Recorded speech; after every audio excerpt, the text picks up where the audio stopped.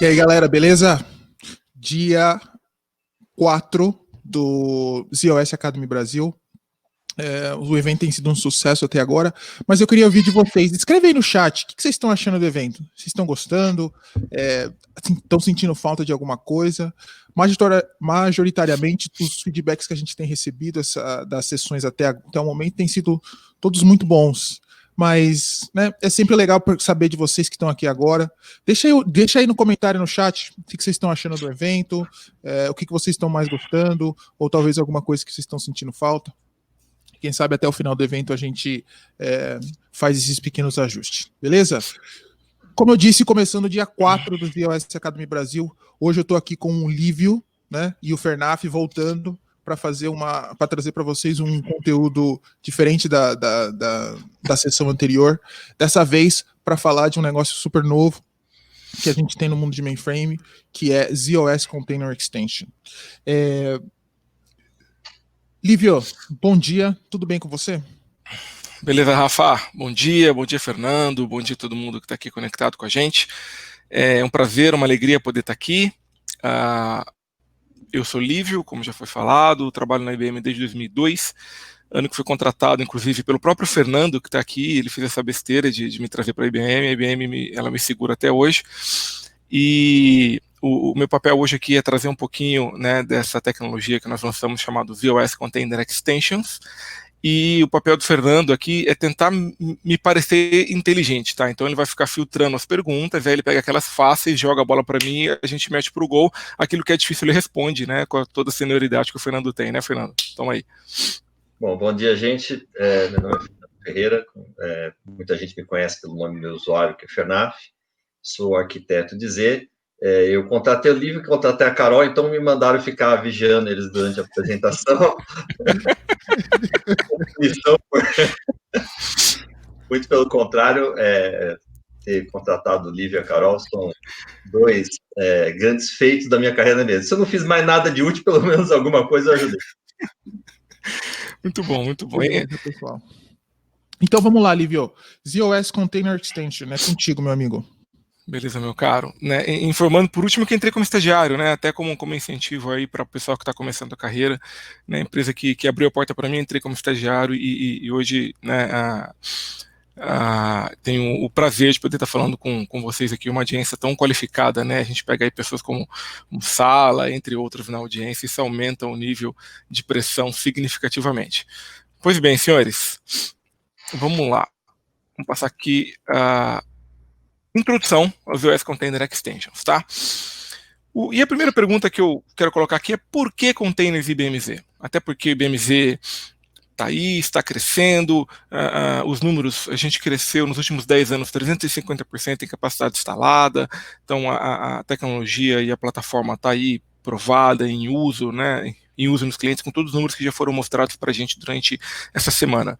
Mas o ponto aqui, o ponto provocativo, mas é uma realidade o IBM-Z é uma caixa especializada, tá?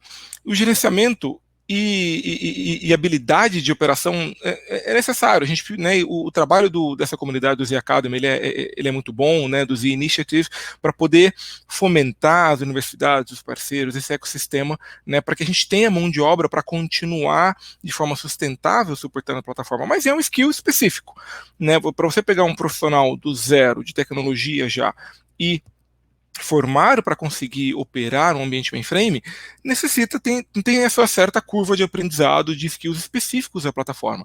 Agora, para desenvolvedores e usuários que não são da área, você pega um desenvolvedor full stack de cloud, ele não tem a mínima ideia do que seja mainframe, ele ouviu falar, né, de algo que tem uma tela verde proprietária da IBM que é caro. Então, para ele é desconhecido e difícil de utilizar, né? Porque ele tem essa visão de que o ambiente é complexo, que o acesso é difícil, não que não tenha acesso, mas você poder ver, tocar, testar, provar, mover uma aplicação para lá, é algo diferente, né? É diferente de você entrar em qualquer cloud que tem, com 2 cliques, uma API, você tem um ambiente inteiro, né, de muitas tecnologias abertas para você utilizar. E o efeito que isso traz é que as cargas de trabalho modernas, elas estão sendo construídas, implantadas em ambientes mais acessíveis, pelo simples fato de ele ser o mais acessível. Então, às vezes as empresas escolhem tecnologias menos seguras, menos confiáveis, pelo simples fato de ela ser mais rápida, mais acessível, ali mais de acordo com aquele ecossistema de skill, né, que foi montado, né, nesse ambiente, para fazer modernização de aplicação, desenvolvimento sustentável, e acaba deixando o nosso bom, né, excelente mainframe um pouco de lado. Tá? Isso é um efeito atual. E o objetivo de tudo qualquer empresa é inovar, crescer, manter, investir com responsabilidade, facilitar o acesso ao back-end. Tá? Mais da metade da capacidade instalada que nós vendemos nesses últimos 10 anos, ela é para abrir as portas do mainframe, fazer com que essas novas aplicações se conectem com o nosso back-end. Né? Eu não chamo de legado, porque funciona muito bem, ele é um back-end super atual, super moderno, suportando as empresas. E é necessário engajamento, velocidade nesse desenvolvimento para você inovar, entregar recursos sobre demanda, e isso vem com padrões abertos. Então, as empresas precisam ter responsabilidade para elas conseguirem importar e montar e compor as suas soluções novas, modernas, de uma forma que ela consiga manter isso para o futuro, que tenha menos lock-in, que ela consiga trocar da plataforma A para B lá na frente se ela achar interessante. E é o padrão aberto, muitas vezes também com o padrão open source, né, que essas coisas são implementadas. E aí aparece o tal do container. Tá? Gente, container não é novo. Se eu não me engano, a primeira visão de container técnica surgiu lá em 93. Tá? Então, alguns colegas meus de mainframe aportam que o próprio address space do ZOS, de certa forma, da maneira que ele se comporta, ele é uma maneira de fazer container. Né? É um tipo de container, vamos colocar dessa forma. Proprietária específica nossa dentro do ZOS, com todas as características boas que isso traz. Tá? Mas por isso que tem a palavra reemergiram aqui. Né? Então, no mundo moderno agora, essa visão moderna de container, ela reemergiu como uma tecnologia crucial para toda a estratégia de TI das empresas e de todos os tamanhos. E aí a gente vai passar um pouco sobre isso. E aí a pergunta que vem é: como adotar este modelo novo, moderno, padrão aberto de containers no mainframe? Tá? Que tem essa cara de ser fechado, proprietário, de pouco acesso, coisas específicas, tecnologias específicas. Então esse é o desafio que a gente vai percorrer um pouco nesses próximos minutos. Vamos dar um passo atrás aqui. Tá? Não muito de tecnologia, mas mais de conceito e cultura. Quando a gente fala em virtualização, e como já foi colocado pela Carol lá atrás, né, numa das primeiras apresentações, a virtualização está aí, é uma natureza, o mercado de tecnologia, algumas empresas fizeram um belo trabalho e ela está aí para todo mundo utilizar. Hoje não existe um único mainframe no mundo moderno que não seja virtualizado no hardware, por exemplo, né, com o nosso Prism, por exemplo. Mas falando em virtualização em geral, do ponto de vista de conceito, a virtualização ela foi concebida com a visão de infraestrutura. Ela é orientada à infraestrutura. Eu preciso de uma aplicação nova, cria uma VM e coloca lá. Então, preciso de um firewall, cria uma VM, coloca o software lá dentro, virou um software apply se você tem um firewall. Então, se criou essa visão de infraestrutura orientado à virtualização. Isso foi muito bom, né? O mercado adotou, trouxe uma série de facilidades. É comum, se não é uma regra, mas é comum você ter poucos aplicativos por instância de máquina virtual. Você consegue ter a persistência na reinicialização do servidor, não é um processo, é uma VM, aquela VM é isolada, ela é daquele serviço, ou um serviço nasce com 4 ou 5 VMs, mas você tem cada uma independente, nasce, ou seja, VM, como todo mundo está acostumado aqui, com as diversas tecnologias no mercado, onde cada VM tem o seu stack completo, né? Então você tem o virtualizador que te traz essa camada de virtualização de interface de dispositivo, né?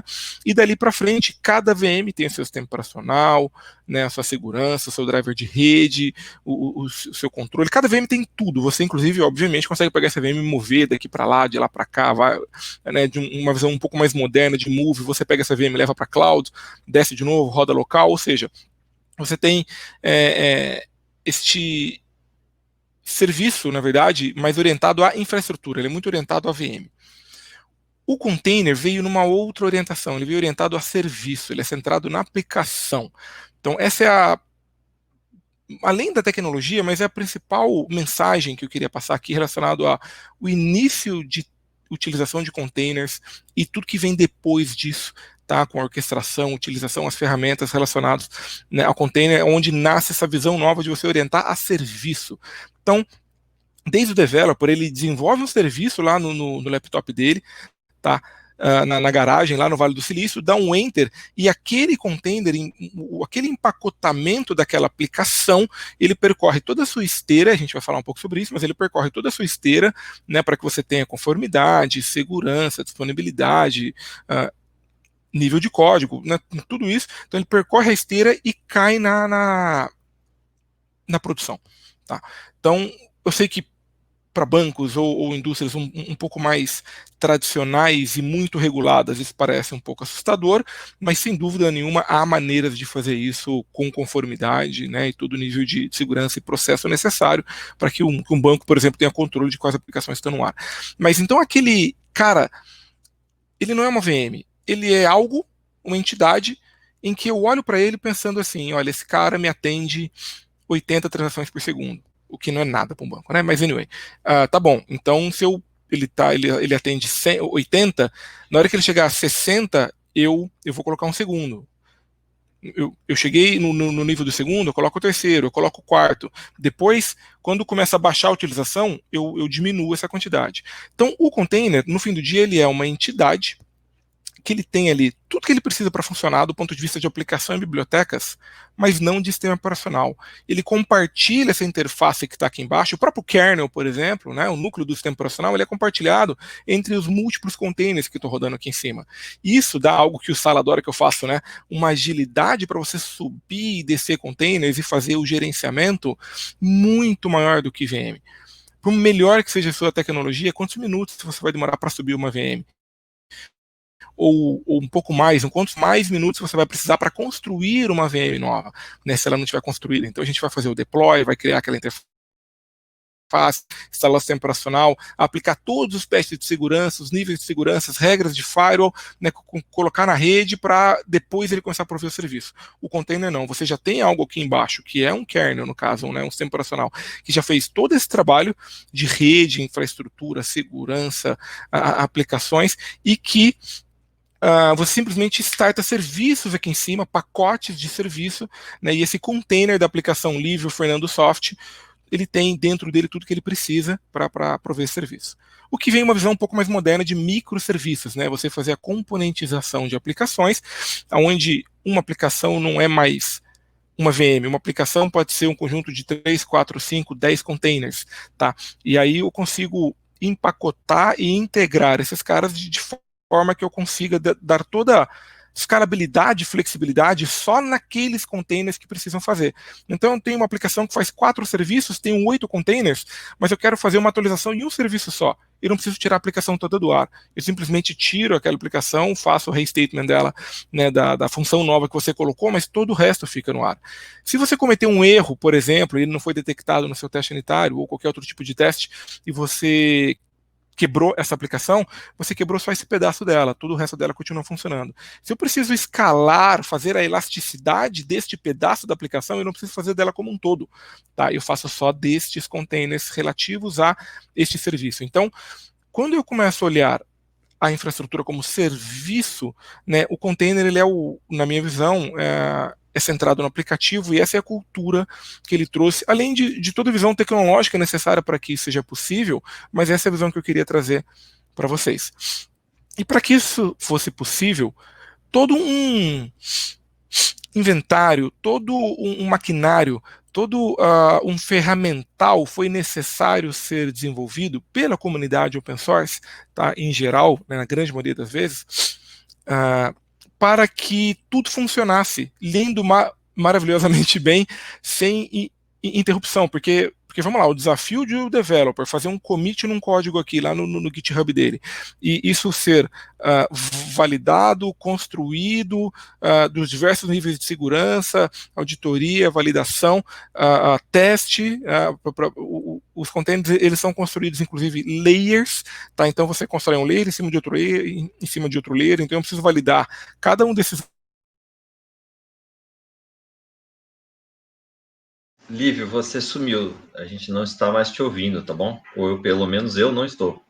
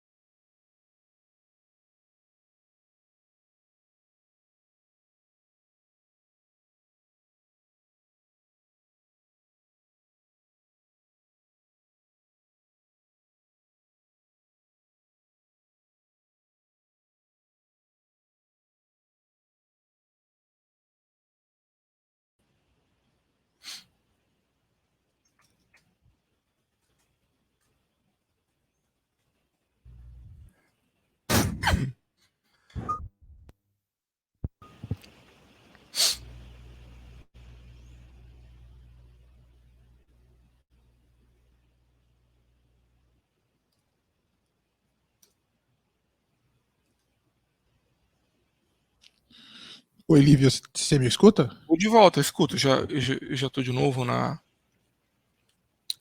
ferramenta. Já. Vamos, acho que... Deixa eu compartilhar de novo aqui a apresentação. Me escutam? Sim. Eu pulei o slide dos caminhões, me deram uma dica, disseram que ele é pesado. Eu tenho outros com vídeo, vamos ver como é que vai funcionar. Tá. Eu estava falando no slide dos caminhões, não sei exatamente aonde parou, mas seguindo o raciocínio aqui, eu volto se for necessário. Todo um ferramental foi necessário ser desenvolvido para fazer essa gerência. Tá? E tem um ok? Posso seguir aqui, Rafa? Sim, agora tá... voltou, ok. O Luzano está me ajudando aqui. Obrigado, senhores. Maravilha. Então, um dos segredos da cloud, senhores, eu coloco para vocês aqui, seja cloud privada, pública ou híbrida, né, que é o mais moderno para as nossas empresas hoje, mais adequado, melhor dizendo, e também moderno, sem dúvida, é automação. Então, sem automação dos processos, ou seja, eu preciso definir os processos todos, né, e a própria definição dos processos e a garantia de que eu tenho algo técnico ali, não humano, garantindo que eles sejam executados da mesma forma, isso traz conformidade, isso traz segurança, isso traz automação e flexibilidade, porque se eu tenho lá 1000 aplicações que dependem dessa esteira, na hora e eu preciso fazer uma atualização, eu faço uma atualização na esteira, né? Todas as aplicações que são dependentes daquela esteira, tanto as antigas quanto as novas, já são atualizadas, adequadas de acordo com aquela nova conformidade que você colocou na esteira. Então, automação, eu diria que é uma das palavras mágicas que faz com que a cloud seja o que seja, né? Porque você tem lá aqueles números, né? Você pega um profissional que cuida de 10 mil serviços. Como é que isso é possível, né? O pessoal de mainframe entende, né? Porque é comum você ter poucos especialistas de mainframe que suportam todo o core business da empresa, em razão desse skill up que a gente tem ali, skill out com Parallel Sysplex, mas a nível de cloud, a escalabilidade de múltiplos data centers, dezenas de milhares de serviços, né? Só automação para que isso não vire uma zorra completa, tá? Sendo bem sincero. Então, é automação e padronização de processos e ferramentas que automatizem eles para que funcionem. Esse slide aqui, que parece sujo e tem a fonte aqui depois para vocês consultarem, tá? Como eu falei do ferramental, a questão dos containers lá, como eu tenho a minha aplicação e eu tenho toda a definição de como ela deve ser construída em um simples arquivo, por exemplo, tá? Né, ela está empacotada aqui, para que esse pacote vire produção, como eu falei, tem todo um ferramental. Então, existe uma comunidade chamada Cloud Native Foundation, tá? Cloud Native Cloud Foundation, tá? CNCF, tá? Vocês podem jogar no Google aí, né? Esse é o landscape de todos os pacotinhos que fazem parte estão em conformidade com a Cloud Native. Então, quando se fala assim, vamos desenvolver uma aplicação nova e ela tem que ser Cloud Native, na verdade, o que está se falando é que ela tem que seguir certos padrões. E todo mundo que faz parte dessa comunidade segue esses padrões. Então, isso dá liberdade para o Fernando Soft, por exemplo, desenvolver um procedimento de provisionamento automatizado e criar a Livio Soft. A gente vai criar aqui um bonequinho, Fernando, e vai colocar a caixinha aqui, vai entrar na Cloud Native, e qualquer empresa do mundo que tem uma aplicação desenvolvida no padrão Cloud Native pode utilizar aqui o produtinho do Livio e do Fernando para poder fazer o provisionamento. E ele vai funcionar, porque é padrão. Esse é o ponto, tá? Seja para fazer o registro dos containers, a parte de segurança e compliance, gerenciamento de chave, plataforma, observação, login, né? Monitoração, análise, ou seja, é todo dividido lá embaixo por definição para nascer de forma aberta, para nascer em consórcio, tá? Então, as grandes empresas do mundo, grandes e pequenas, de forma democrática, fazem parte da Cloud Native Cloud Foundation, Computing Foundation, Cloud Native Computing Foundation, corrigindo aqui, tá? Que tá escrito aqui pequenininho. Então é interessante você, obviamente você não vai olhar e não vai entender aqui, mas você começar a compreender que este ecossistema existe. Eu estava tendo uma conversa com um colega nosso, William, essa semana sobre isso também. Tá? Seguindo em frente. Aqui, nesse outro slide, existe um caminho a ser percorrido, tá? Porque você fala, tá, mas como é que eu começo, né, a trilha, e fazendo de novo aqui, né, falando do Sala que adora uma trilha, né? Então, a trilha, qual é a trilha que deve ser percorrida para você ter uma Cloud Native Application, tá? Por onde ela começa a sua infraestrutura, a sua jornada? Começa por containerização, tá? Ela coloca dessa forma. E aí ela vai correndo, de containerização ela passa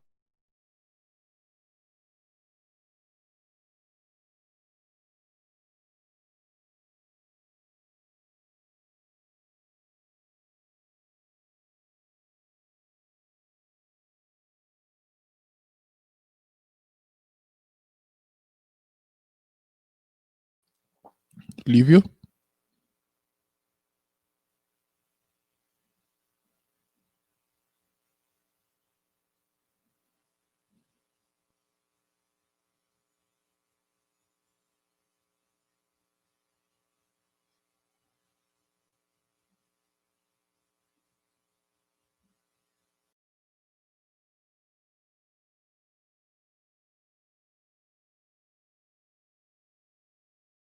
Áudio, tá? Se você estiver ouvindo, nós não estamos te ouvindo.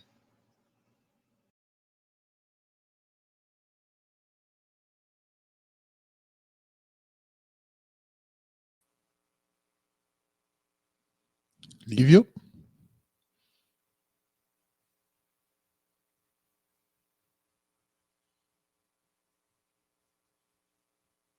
Fernaf, você me escuta? Eu te escuto, sim. Eu não estou escutando o Lívio. Eu estou vendo a tela dele, sinal de que a conexão dele não caiu total, mas o áudio dele com certeza foi embora.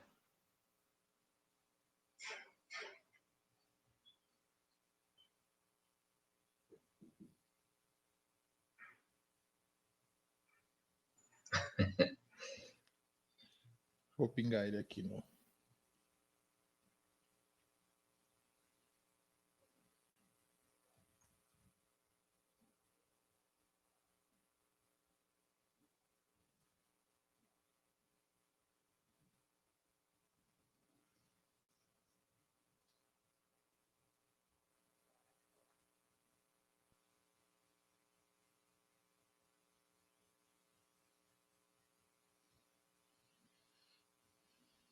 Figurinha, a rede dele foi para o espaço, tá? Yeah. Lívio? Voltei. Tá bom. Você estava mudando de slide. Um pouco antes de você mudar o slide, a gente perdeu o seu áudio, tá? Tá bom. Vamos de novo, né, gente? Peço, mais uma vez, peço desculpas. A gente pode até pensar em refazer. Deixa eu colocar em modo apresentação. A gente estava mudando de slide. Aqui, Container Extensions, certo? Seguindo em frente, voltando o início desse slide. Linux em Z, Linux One, Linux em mainframe, ele já percorreu boa parte deste caminho. Então, todas aquelas caixinhas open source, né, open standard, que você traz para o Linux em Z, fazendo um redeploy, um rebuild, funciona, a grande maioria delas, naturalmente, sem nenhuma alteração de código. Algumas delas o código é ajustado, o mínimo de ajuste, e ele funciona perfeitamente em Linux. Oi. Desculpa te cortar. Quando eu estava ouvindo, para mim cortou no slide anterior. Eu acho que é um slide importante. Tá bom. Acho que se você passar pelos pontos de novo, eu acho que a gente... Que é esse cara aqui, né? Tá. Passa por esses pontos. Esse cara aí. A gente não viu nada que você falou desse slide aí. Uau. Bem, então vamos lá. Esse slide é importante, obrigado pelo toque, tá? Espero que não caia de novo, gente, senão eu vou partir para um plano B aqui, para ver se funciona melhor. Então,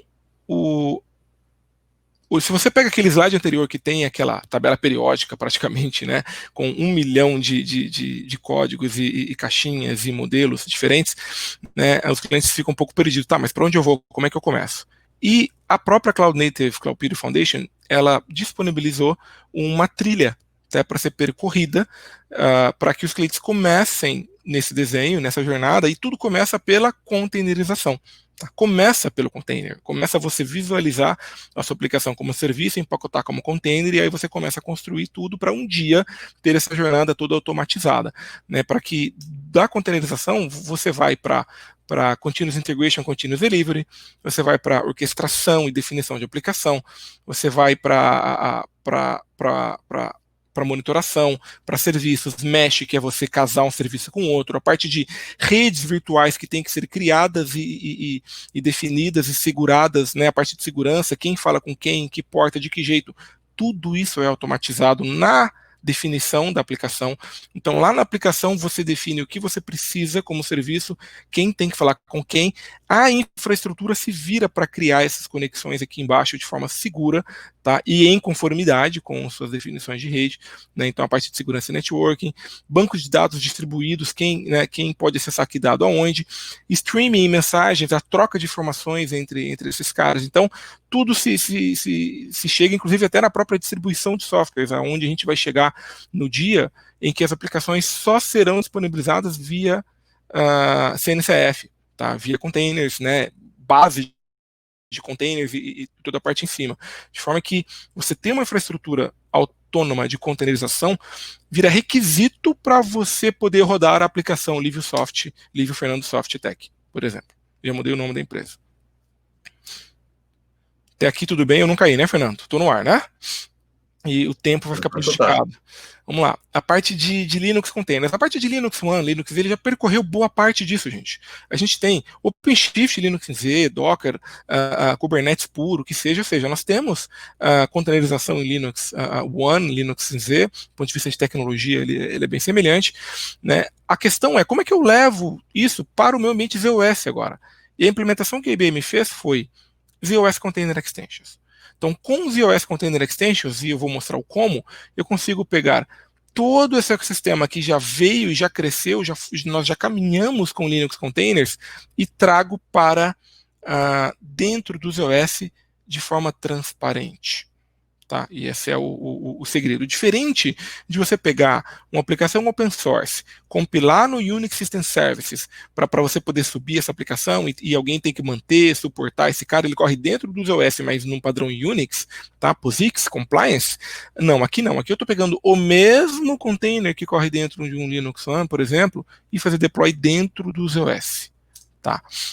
Então, já percebi que esses slides que mexem são os que dão problema. Tá? Então, se a gente pensar em construção de arquitetura, tá? Você tem o seu IBM Z, você tem uma LPAR e, obviamente, todo mundo sabe, eu posso correr Linux nativo naquela LPAR e dentro desse Linux eu posso correr os meus containers. Tranquilo. Tá? Também posso pegar aqui uma LPAR, coloco um hypervisor, ZVM, por exemplo, coloco os meus Linux e o mesmo container vai correr aqui ou aqui de forma absolutamente igual. tá? Ele não vai nem saber se ele está embaixo de ZVM ou não, ele simplesmente, de forma transparente, ele funciona. Ou, troquei o hypervisor, não quero mais ZVM, vou usar o KVM, seja o da Red Hat, o da SUSE, o da Canonical, ou um KVM, né, que você tem aí, open source, tanto faz, e você vai rodar o mesmo container embaixo de Linux, aqui embaixo desse KVM, sem nenhum tipo de problema, tá? E aí nós temos um ZOS, obviamente, né, nesse ZOS você tem os seus subsistemas, o SIX, DB2, MS, qualquer que seja o seu subsistema, tá? Você tem o Unix, que eu citei aqui, né, o Unix and Services, a IBM trouxe o Unix para dentro do ZOS para poder se adequar a esse novo mundo na época, né, de novas aplicações, a parte de IP, por exemplo, né, eu coloco que o ZOS Container Extensions, ele é tão um marco na jornada de evolução do ZOS, quanto foi trazer TCP/IP para o ZOS, quanto foi trazer Unix System Services para o ZOS, porque isso abriu um mar de outras possibilidades. Hoje, muitas das novas tecnologias que eu trago para o ZOS correm dentro do Unix, né, pelo fato de eu ter o Unix ali dentro do ZOS, ele também pode usufruir desse padrão. E agora eu trago um ZOS Container Extensions, tá? E o ZOS Container Extensions, o que eu posso rodar dentro dele? O mesmo container. Então, o mesmo container, seja Mongo, Spark, não interessa o que está correndo dentro dele, que você corre aqui dentro do Linux em Z, independente da sua camada de virtualização, você corre dentro dos seus subsistemas EOS. Tá? E aí, com todas as características que você tem de infraestrutura, de manutenção, de operação, de performance, ou seja, que você tem relacionado à sua partição ZOS, a gente vai falar um pouquinho disso, tá? Tem um outro careta aqui, que é o tal do Security Service Container, que eu não vou falar nesta apresentação, em que você poderia, inclusive, pegar o mesmo container e correr dentro dele, tá? O Security Service Container, ele tem alguns diferenciais de segurança, como proteção de memória, por exemplo, tá? Mas eu do ponto de vista da aplicação e só o serviço aplicação, o Docker Container é o mesmo que você faz deploy em qualquer uma dessas caixinhas azuis aqui. Tudo bem até aqui, Fernando? Tem algum comentário que você acha pertinente fazer? Eu posso seguir para dentro do Container Extensions, Applies? Pode seguir, Lívia. Depois, mas no final, a gente pode rever as questões aí que o pessoal passa. Tá bom. E o Container Extensions, então, vamos lá. Ele é um address space. E a IBM, ela pegou um kernel Linux, e eu posso falar para vocês porque está na documentação, hoje é um Linux Ubuntu, e ele corre dentro desse address space. Então, utilizando o ZSMF, tá?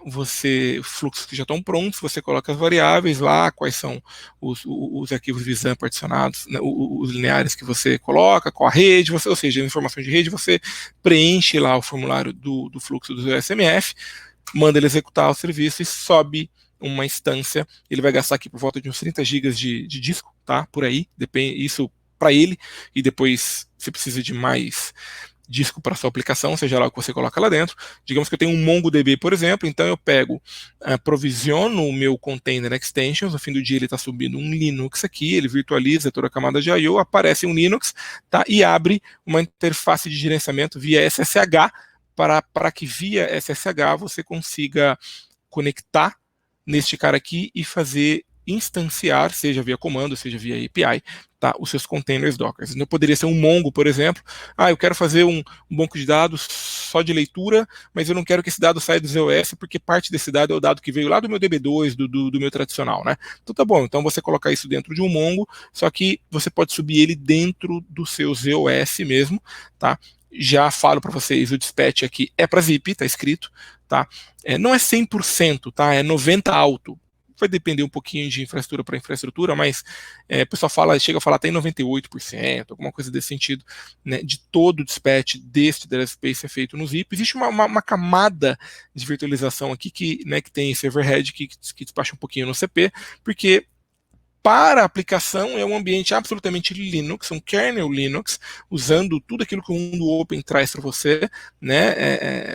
Mais uma vez, o mesmo container que você despachou lá no Linux em Z, agora você despacha ele e faz o deploy dele aqui dentro do seu ZOS, dentro desse Linux, dentro do ZOS, tá? Porém, aqui embaixo ele está fazendo um I/O ECKD, ele está fazendo um I/O não Vizam, ele está utilizando a TCP/IP do próprio ZOS para fazer I/O na rede, ou com o próprio ZOS falando via semi-host. Então, existe essa camadinha de overhead aqui, né? De ZOS, ela chega a dar 1-2% de uso né, do 100% de dispatch aqui do Linux. O que mais que eu posso falar deste careta aqui? Então, para os EOS, ele é visto como um address space. Então, se ele é visto como um address space, eu posso criar lá uma startup de task, colocar numa WLM, sem dúvida nenhuma, esta aplicação, esse address space vai usufruir da infraestrutura que você tem de ambiente EOS, de ambiente mainframe, seja a sua capacidade de I/O, seja o seu Hyperswap com seu DS8000, seja a sua automação com GDPS, ou seja, você já imaginou uma aplicação Mongo que nunca imaginou ter uma disponibilidade padrão mainframe correndo dentro de um ZOS, tá? E fazendo Hyperswap, se porventura você perder uma controladora, por exemplo, né? Então é algo inimaginável para acho que o cara que desenvolveu o Mongo nunca pensou que a aplicação dele teria esse tipo de disponibilidade. Só para vocês terem ideia, né, esse casamento do Open com o proprietário que a gente está fazendo com o Container Extensions Appliance. E aí, alguns casos de uso aqui, eu tenho 2, 3 slides aqui para a gente fazer um bate-papo, para modernização de aplicações. Então, é muito comum, os grandes clientes, sem dúvida nenhuma, estão trabalhando nisso, né, em você pegar lógica, seja de apresentação, seja lógica de negócio, aquilo que o cliente achar que faz sentido, fazer a reconstrução disso para microserviços usando novas tecnologias, usando Node, usando Redis, que é um banco de dados em memória, né? Usando linguagens Ruby, usando Kafka para você ter streaming de mensagens para lá e para cá, até para fazer ETL com Kafka, por exemplo, tem clientes atualizando isso, seja o Mongo que eu já citei, você usar bancos de dados open source relacionais, né? O próprio PostgreSQL, o Maria, que tem muito a ver com o MySQL, é muito simples, muito rápido, então para essas aplicações mais rápidas talvez faça sentido. Cassandra, né, para aplicações de IoT, por exemplo, que precisam de dezenas de milhares de colunas, por exemplo, então o Cassandra ele funciona bem, entre outras. Na verdade, isso aqui é só um subset que eu joguei aqui de algumas aplicações que no fim do dia, qualquer aplicação Open que corre em Linux One, agora ela pode correr dentro do ZOS, incluindo o software IBM. Tá? Então, se você tem software IBM que corre dentro de Linux em mainframe, em Linux One, ele poderia correr dentro, ele pode correr dentro do ZOS com o ZOS Container Extensions, tá? Desde que ele seja suportado, empacotado para fazer o deploy em containers, e muitos softwares IBM já são. Tá? Essa aplicação ela vai explorar os benefícios da continuidade de negócios da plataforma ZOS de forma transparente. Tá? Então, toda a escalabilidade que o ZOS te dá, toda a disponibilidade que o ZOS dá, e eu não preciso falar isso aqui para vocês, que são professores nesse assunto, tá? A automação, né, por exemplo, o GDPS, né, Workload Manager, então o Workload Manager consegue olhar a esse address space e gerenciar como uma aplicação que está ocorrendo dentro. Pervasive Encryption, então eu posso, sem dúvida nenhuma, aplicar a encriptação desses vSANs que aparecem como discos virtuais para o Linux, né, de forma transparente. O Linux não tem a mínima ideia que aquele file system dele está sendo encriptado, porque ele está lá em cima numa camada, tem uma camada de abstração, e lá embaixo o ZOS está fazendo a encriptação acelerada, né, com o controle de chaves. Então você eleva o nível de segurança daquela informação. Por exemplo, aquele Mongo, aquele PostgreSQL que você pegou um dado sensível, né, e decidiu colocar no banco Open, mas não quis mandar lá para outra plataforma. Agora você faz a atualização, porém coloca dentro do ZOS e também faz o controle de chave da encriptação daquele disco físico, para ter, né, a privacidade e a garantia de que o dado também está seguro na camada de infraestrutura. Tá? Então, tudo isso de forma transparente, pelo simples fato de você trocar o container de lugar. Eu tirei ele daqui, coloquei o container aqui. Tá? Benefícios gerais. Então, o Container Extension ele permite o controle operacional, e você aumenta a sua qualidade de serviço, tá? Para cargas Open, você entrega a qualidade de serviço do ZOS para as cargas Open. Tá? Então, ele tem esse propósito. Tá? Permite que os clientes façam modernização de carga de trabalho, porém oferecendo flexibilidade de desenvolvimento. Então, eu consigo usufruir de boa parte daquelas caixinhas todas que eu coloquei, tá? De ferramentas de automação, de deploy, de escalabilidade, de manutenção, de gerenciamento de segurança, de automação de deploy, né, dentro de uma esteira de Continuous Integration, Continuous Delivery, que eu falei, o CI/CD que vem lá depois, né? Eu consigo fazer, eu habilito o cliente a fazer tudo isso sem abrir mão de muitas das qualidades de serviço do ZOS que o cliente tem, tá? E não estou falando isso para o CX, para o MS, para o DB2. Existe um outro assunto que é você integrar os subsistemas do ZOS também nessa esteira de CI/CD dos clientes. Não é o assunto aqui. Aqui eu estou falando em você trazer a esteira CI/CD já existente de aplicações open, né, e incluir o Address Space e Container Extensions dentro do ZOS nessa esteira CI/CD para aplicações open, tá? Existe um outro par de tecnologias, né, de modelos para a gente fazer isso também para aplicações de ZOS, mas não é o objetivo dessa apresentação. Tá? Permite que o cliente faça investimentos que ele já fez em tecnologia, em controladoras de altíssimo nível, DS8000, com ECKD, com automação de GDPS, com replicação de disco, com pervasive encryption, ou seja, com skill de ZOS, né, com o custo de uma infraestrutura ZOS, né, e pessoas também com esse skill para poder manter essa aplicação no ar, esse ambiente no ar. Então, permite que o cliente faça reuso de todo desse investimento agora para aplicações open. E integração com o DevOps, eu acho que eu já falei. Quando nós pensamos, nós como IBM, né, em fazer o desenvolvimento do Container Extensions, desse deploy, o Rio, né, a gente hoje, tudo que nós fazemos na plataforma, sempre foi assim, né, a gente sempre costuma falar com o pessoal que está iniciando que cada parafuso que a gente põe dentro do nosso mainframe, ele aparece para resolver um problema de negócio, tá, que foi ou uma visão que a IBM viu que os clientes tinham, ou dos próprios clientes para a IBM, e a IBM implementa e entrega algo para resolver os problemas do cliente, de fato. E quando a gente pega o nosso desenvolvimento de toda a nossa plataforma hoje e coloca com modelos de design thinking, mais ainda. Então, né, com modelos mais modernos, né, mais colaborativos, nesses modelos os clientes nos trouxeram a visão, né, o Rio, né, para que um arquiteto de soluções pudesse criar uma solução que seja implementada no ZOS. E quando eu digo arquiteto de soluções, ele é arquiteto, ele é cross-brand, cross-plataforma, ele não vê ZOS, não vê Linux, não vê cloud, ele é um arquiteto de solução, ele tem que entregar uma solução para a empresa dele, então por isso que ele é cobrado, mas que ele possa implementar em ZOS com base nos componentes disponíveis em containers Docker do ecossistema Linux em Z, que já é muito abrangente, tá? E que ele conseguisse explorar de forma transparente a qualidade de serviço do ZOS, sem ter habilidade específica de ZOS para fazer o desenvolvimento e deploy, tá? Então esse foi, né, 2 anos atrás, quando se sentou e desenhou, trouxe essa necessidade, o objetivo final, né, o produto final chama-se ZOS Container Extensions, esse appliance, no fim do dia é um kernel Linux que eu coloco dentro do ZOS e que permite que os clientes façam deploy de novas e novíssimas tecnologias open source, ou não, pode ser software proprietário, em container Docker dentro de um ambiente ZOS. Tá? O Container Extensions ele não é um substituto para aplicações nativas em Linux, não é substituto para Linux sobre ZVM, para Linux sobre KVM, para ofertas de Linux One, para clientes que nunca imaginam e não precisam ter um ZOS, para o Security Service Container, que tem outro objetivo, né, de mercado para atender. Não substitui o Unix System Services, ele é fundamental hoje para o mundo de inovação dentro do ZOS, para Java no ZOS, de maneira alguma, tá? E, obviamente, para softwares nativos que correm sobre o ZOS.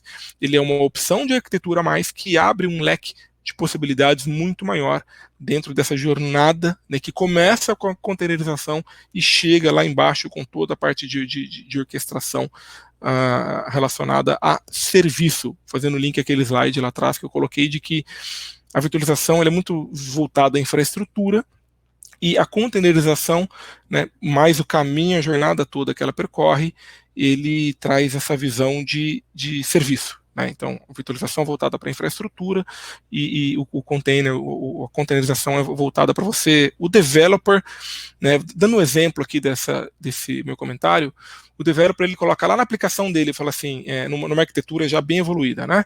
Eu quero que essa aplicação seja feita o deploy em HA, Enter. ele não diz quantos nós tem que ter, se tem que estar em regiões diferentes, se tem que estar em pods diferentes, em clouds diferentes. Quem vai resolver este problema de infraestrutura, que não é um problema do developer, o developer vai pensar em negócio, né? Ele pensa assim, cara, esse serviço ele é crítico, ele tem que ficar no ar, então ele tem que ser super disponível. Enter, a infraestrutura vai se virar para fazer o deploy em 2, 3 containers, em 2, 3 regiões diferentes, às vezes alguns clientes em clouds diferentes para garantir se uma cloud inteira cair, como infelizmente às vezes acontece, que o serviço ele continue no ar. Mas quem vai cuidar disso é a infraestrutura autônoma, tá, que está aqui embaixo, e a base disso tudo é que ele consiga fazer o deploy da aplicação ou, né, do conjunto de aplicações que são entregues via empacotadas como containers. Tá? Então tudo começa a partir da containerização. Tá? Fernando, o que você tem aí para a gente comentar? Manifestação de protesto, além dos problemas de comunicação. Bom, tem uma pergunta aqui, que é o seguinte: existe alguma razão técnica para o Container Extension não correr no IFL como os ambientes do Linux em Z? Existe uma limitação técnica, eu vou trocar a palavra propositalmente. Tá? A limitação técnica é que uma partição ZOS não pode ter um IFL por definição do Prism. Então, lá no Prism, a IBM ela não permite que você tenha uma partição tipo ZOS e que tenha IFL, ela só vai ter CP e zip. Né? Então, dessa maneira, o Container Extensions, como ele corre dentro do ZOS, né, ele usa o dispatcher do ZOS, o ZOS vai despachar ou no CP ou no zip. Tá? Do ponto de vista de performance, eu não estou falando financeiro aqui, tá? A performance que esse ambiente vai ter, seja no Linux nativo, seja embaixo de VM ou em KVM, ou dentro do Container Extensions, ela tende a ser muito, muito, muito semelhante. Tá? Essa é a resposta que eu tenho para dar para vocês. Isso tirando variáveis fora, né? Comunicação. Se essa aplicação fala com o ZOS, se ela está dentro do ZOS, falar via semi-host, obviamente, vai ser mais efetivo do que qualquer outro caminho. Mas, de qualquer forma, do ponto de vista daquilo que corre dentro da aplicação, vai ser despachado em zip, não por causa do Container Extension, mas por causa da limitação do Prism, que exige que você tenha ou CP ou zip não IFL dentro da mesma partição lógica. Vale acrescentar que também, do ponto de vista comercial, também não faz muita diferença IFL e zip, né? Sim. Tem uma outra pergunta aqui que tá elogiando a apresentação e falando se faz sentido o uso de Kubernetes com Container Extension. Faz. Quando a IBM anunciou, eu vou responder uma pergunta antes e vou chegar nela. Tem uma pergunta aqui que eu estou lendo, que é se pode utilizar outros runtimes além do Docker, do Cristiano, da Certsys. Hoje, a implementação do Container Extensions traz um kernel Ubuntu e um runtime Docker, o que exige você usar o ferramental da Docker para poder fazer a orquestração desses containers. Docker Swarm, Docker Compose, anyway, aquilo que você conhece de Docker, tá? A IBM, quando anunciou o Container Extensions, ela já anunciou o Statement of Direction de trazer Kubernetes para esse runtime. Ela não trouxe detalhes, tá? Jogando informação no ar aqui, que não tem nada a ver com isso, mas uma vez que a IBM é dona da Red Hat, começa a fazer sentido, né, você pensar em Kubernetes e OpenShift no Container Extensions, tá, em algum momento. Mas isso não é um roadmap, eu posso colocar dessa forma, mas oficialmente a IBM já anunciou de que vai trazer orquestração Kubernetes para as aplicações do Container Extensions. E aí eu vou chegar na sua pergunta, que foi, Fernando? Não, a pergunta é se fazia o sentido do uso de Kubernetes com Container Extension. Ah, tá, perfeito. Então a resposta faz sentido porque eu preciso orquestrar. O Kubernetes é o cara que vai trazer a orquestração das suas aplicações que foram containerizadas. Então é ele que tem de fato a visão de serviço, que container fala com quem, como é que eu tenho que escalar, quais são os pods, quais são as redes, né? Qual é o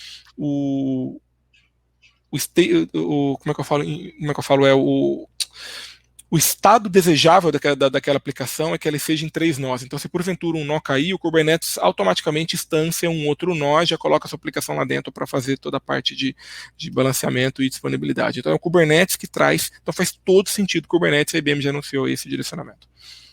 A outra pergunta é como é que é feito o licenciamento do Container Extension? Quais são os pré-requisitos que eu tenho para usar? Excelente.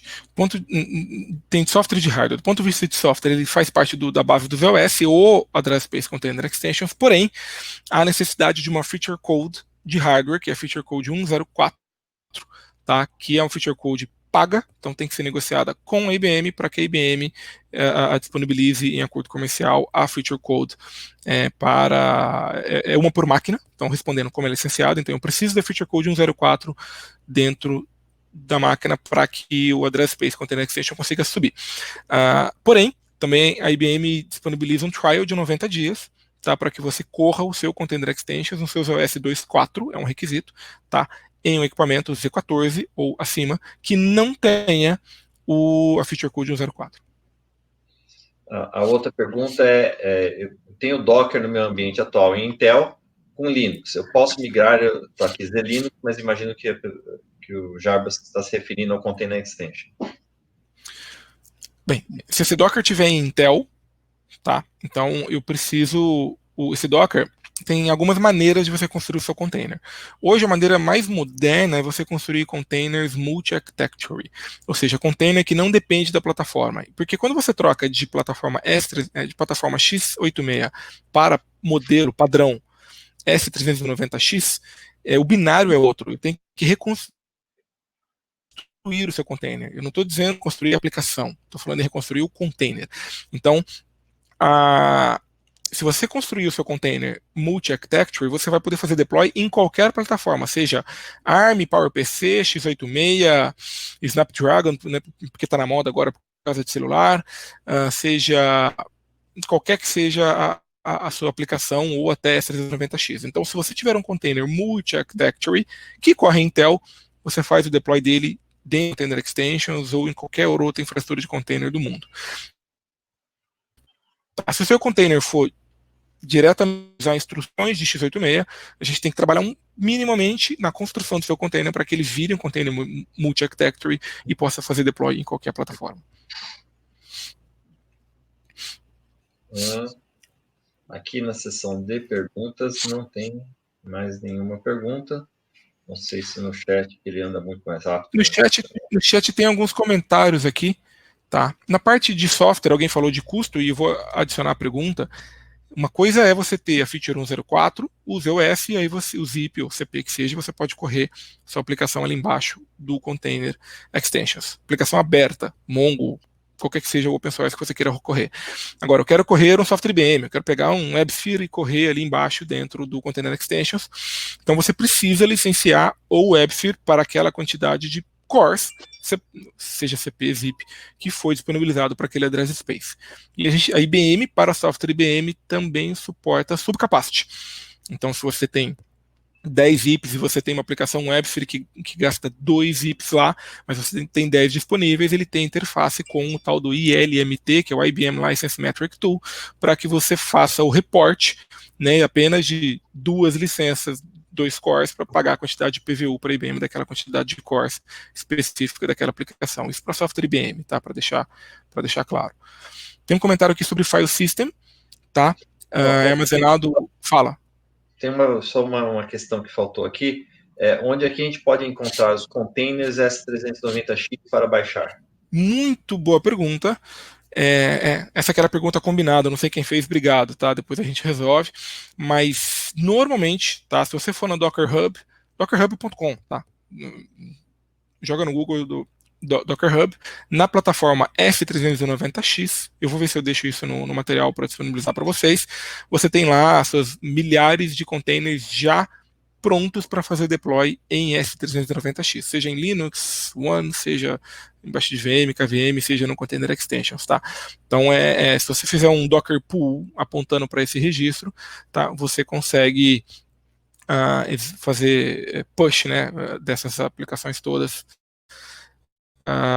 já preparadas para a plataforma S390.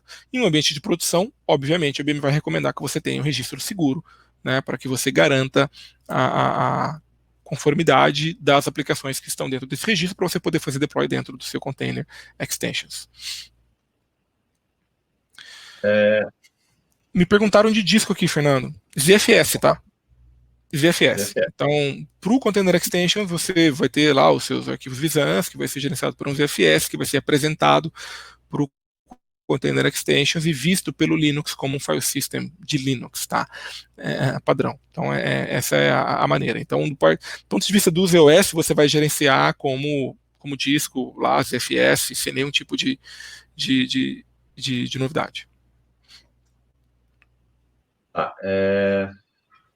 Uma última pergunta aqui. Peraí, surgiu mais uma aqui. A licença de WebC para as ZCX pode ser a mesma licença do ZOS ou a licença de plataforma distribuída? É licença de plataforma distribuída, é PVU. PVU, tá. Então, a gente está falando aqui de software aberto. Então, o cliente, a gente está falando de licença de distribuído, tá? De Linux em Z.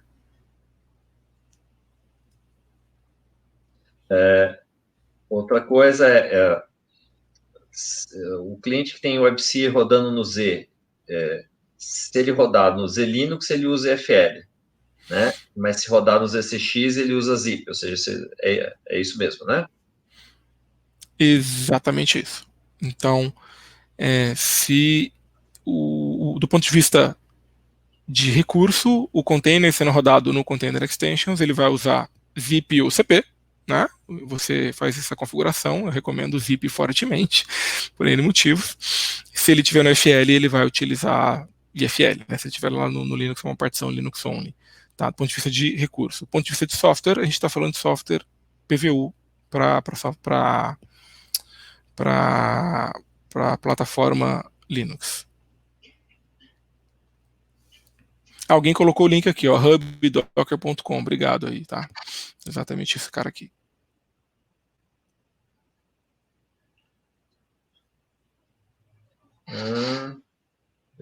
Tô achando. Acho que aqui na seção de perguntas não tem mais nada.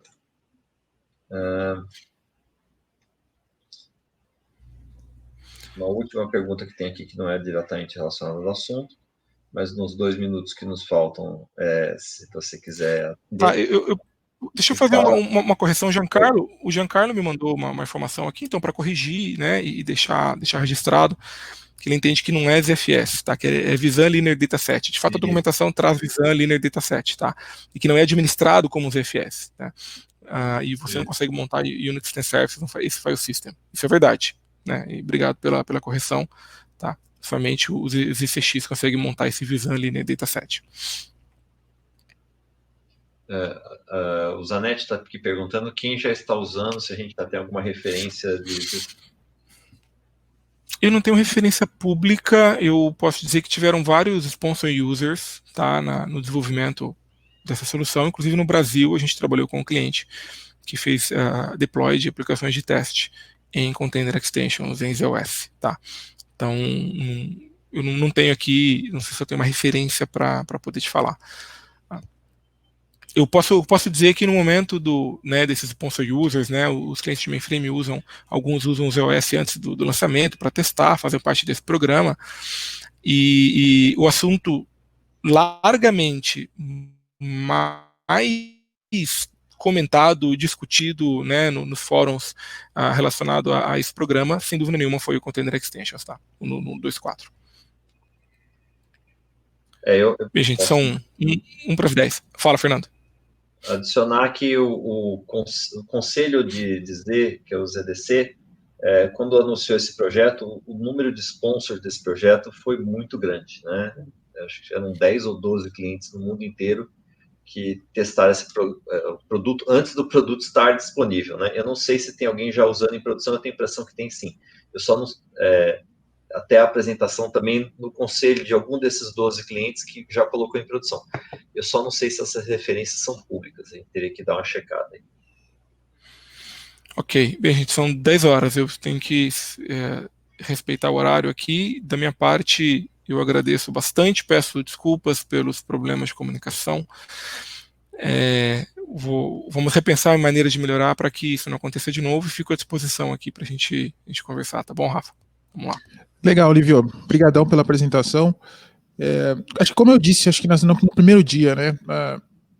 Dado o cenário, cada um com a sua própria rede, a gente não está no prédio da IBM, com a rede da IBM. Então, assim, acho que é entendível a gente ter passado por essas dificuldades e no futuro, a gente, se for o caso, a gente pode refazer essa sessão e dar continuidade. Se a galera achar que é necessário e se, obviamente, Livio, você topar em fazer, Mas, assim, eu acho que a mensagem está dada, a gente teve alguns pontos de falha, mas acho que na íntegra, assim, no overall, acho que a gente conseguiu entender o que você tinha para passar para a gente. Então, já agradeço, muito obrigado. Fernaf, obrigado também pela participação. Eu vou subir aqui o link do famoso feedback para que vocês deixem aí a opinião de vocês. E na última pergunta lá, com relação a coisas que talvez a gente não tenha endereçado aqui nessa sessão,